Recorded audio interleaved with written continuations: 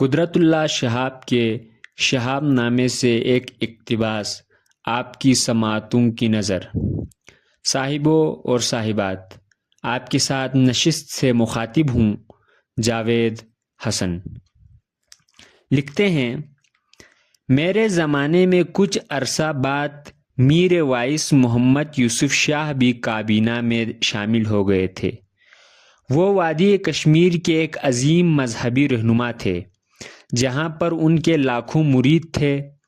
سنا ہے کہ ان کے بعض مریدوں کے دل میں ان کے لیے اتنا گہرا جذبہ عزت و احترام تھا کہ جس قالین پر میر وائس صاحب ایک بار بیٹھ جاتے تھے، اس پر کوئی شخص دوبارہ پاؤں نہیں رکھ سکتا تھا۔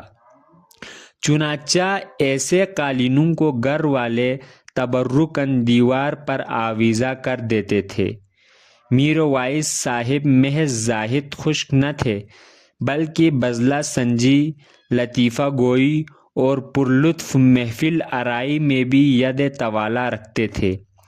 دھیمی دھیمی مہین سی آواز میں وہ مزاح ہی مزاح میں ایسے پتے کی بات کہہ جاتے تھے کہ سننے والا اش اش کر اٹھتا۔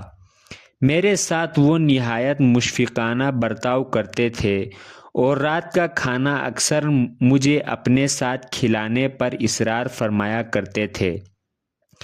غریب الوطنی کے باوجود ان کا دسترخوان بڑا وسیع ہوتا تھا۔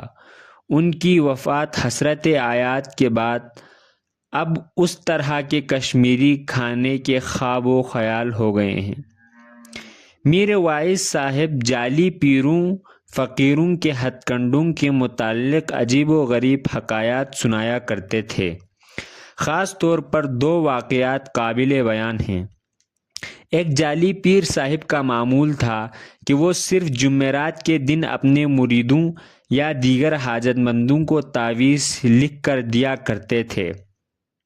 جب فاؤنٹین پین نئے نئے ایجاد ہوئے تو پیر صاحب نے اسے بھی اپنی جملہ کرامات میں شامل کر لیا۔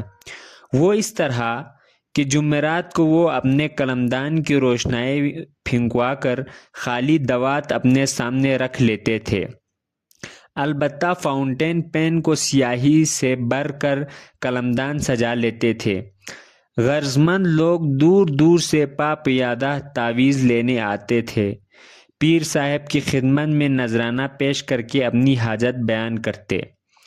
پیر صاحب تعویذ لکھنے کے لیے فاؤنٹین پین کو دوات میں ڈبوتے تھے، اسے خالی پا کر قلم واپس رکھ دیتے تھے اور سرد آہ بھر کر افسوس کرتے تھے، اوہو آج تو سیاہی ختم ہے، خیر اگلی جمعرات کو آ جانا، تعویذ لکھ دوں گا۔ 10 یا 20 کوس سے پیدل آیا ہوا حاجت مند مایوس ہو کر جانے لگتا تو پیر کے چھوڑے ہوئے دلال اسے حضرت پیر و مرشد کے ابر کرم کو جوش میں لانے کی ترکیبیں سمجھاتے۔ حاجت مند اثر نو پیر صاحب کے قدموں میں پہلے سے 3 گنا نذرانہ ڈالتا اور گڑ گڑا کر آہوازاری کرتا کہ اللہ اور رسول کی خاطر میری دستگیری فرمائیے۔ پیر صاحب زچ ہو کر کہتے، اوہو آپ لوگ بڑا تنگ کرتے ہیں، اچھا خیر اللہ مالک ہے۔ وہ کچھ پڑھ کر فاؤنٹین پین پر پھونک مارتے اور پیر و مرشد کی کرامات سے دوات میں سیاہی کے بغیر قلم ڈبو کر وہ کھٹ سے تعویذ لکھ دیتے۔ ایک دوسرے پیر صاحب نے پہل بیٹری والی ٹارچ کی ایجاد سے بھی ایسا ہی فائدہ اٹھایا۔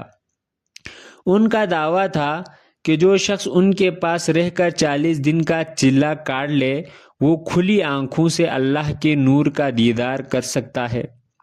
بہت سے لوگ ان کے پاس چلہ کاٹنے آئے۔ ان 40 ایام کے دوران پیر صاحب ہر شخص سے روزانہ صدقہ کے لیے ایک بکرا اور دوسری خیر خیرات کے لیے کچھ رقم بٹورتے رہتے تھے۔ 40ویں دن پیر صاحب اگربتیوں اور اودلون خان سے مہکائے ہوئے حجرے میں چلاکش کو اپنے سینے سے لگا کر بیٹھ جاتے اور اس کے چہرے کو اپنے فرن میں ڈال کر اسے حکم ہوتا تھا کہ وہ کلمہ طیبہ کا ورد کرے اور اپنی پلکوں کو جھپکائے بغیر اپنی آنکھیں پوری توجہ سے پیر صاحب کے قلب کی جانب ٹکٹکی باندھ کر جمائے رکھیں۔ حجرے میں بہت سے مرید ان باصفا حلقہ باندھ کر ذکر جہر کی محفل برپا کرتے تھے۔